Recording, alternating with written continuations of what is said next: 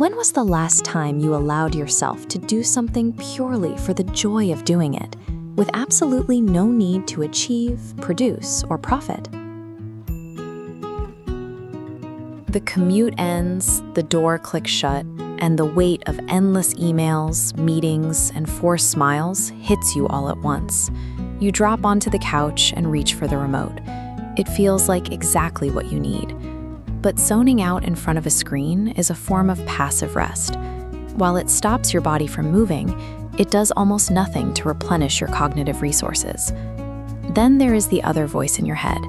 The modern cultural demand insists that any free time you have must be optimized. The prevailing logic is that if you aren't upskilling, networking, or starting a side hustle, you are falling behind. You are caught in a trap. Numbing out with a screen leaves you feeling empty, but treating your evenings like a second job accelerates your path to psychological burnout. You end up exhausted either way. The actual cure for this modern exhaustion is entirely counterintuitive. To genuinely recover, you don't need to rest more. You need to engage in slow, deliberate, and completely unproductive effort. You need a hobby. Psychologists Edward Deci and Richard Ryan developed a framework called self-determination theory. Through their research, they proved the human mind requires specific psychological nutrients to survive, much like our physical bodies require protein and water. This diagram illustrates 3 required nutrients: autonomy, competence, and relatedness.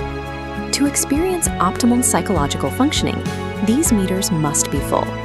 The problem is, modern work environments systematically deplete these resources. Your choices are constrained, mistakes penalized, and relationships feel purely transactional. This is where a hobby becomes critical, starting with that first nutrient, autonomy. A true hobby is a sanctuary of absolute choice. You engage in it voluntarily, completely free from external coercion, performance reviews, or deadlines. Look at the raw plastic sprues of a model kit. Assembling these parts takes intense focus and manual dexterity. But because no one is forcing you to clip and glue those pieces, the effort feels incredibly rewarding rather than draining. But there is a well-documented psychological trap here, known as the over-justification effect. The moment you decide to open an online store and sell your finished models, you shift your motivation from internal joy to an external reward. By attaching a price tag to your passion, you destroy the autonomy that made it restorative in the first place. You instantly transform a joyful psychological sanctuary into another exhausting chore. The second nutrient we need is competence, the feeling that we are effective and growing. In the modern workplace, a mistake can cost a client or delay a promotion, leading to a state of chronic performance anxiety. Sociologists use the term serious leisure to describe dedicated amateur pursuits like woodworking.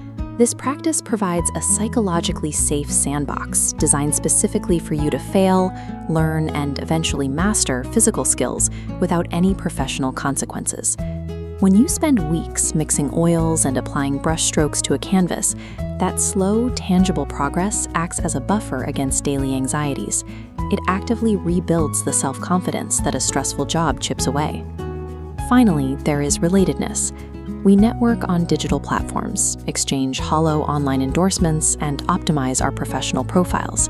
It is highly efficient, but leaves many feeling isolated. Stepping away from the screen and joining a community garden or a volunteer build project cures that isolation. It offers genuine, non-transactional human connection centered entirely around a shared, earnest effort. Dedicating your Saturday morning to these activities is a biological imperative that fulfills our deepest unmet psychological needs. All of this internal repair creates what researchers call the spillover effect. The intense effort you spend on a weekend hobby actually replenishes the specific cognitive energy you need to perform well in your career. This data visualization illustrates a critical caveat known as skill congruence. The restorative effect only triggers if your hobby uses completely different skills than your daily work. If a spreadsheet analyst spends her weekends coding a highly complex app, the overlapping skill sets will only lead to further depletion. When your work skills and your leisure skills are strictly separated, you create a positive feedback loop. The physical act of gardening gives your analytical brain the exact rest it needs to solve Monday's logistical problems. Protecting your leisure time is an active rebellion against a society that demands a price tag on every hour of your life. It is the quiet, essential work of reclaiming your own mind.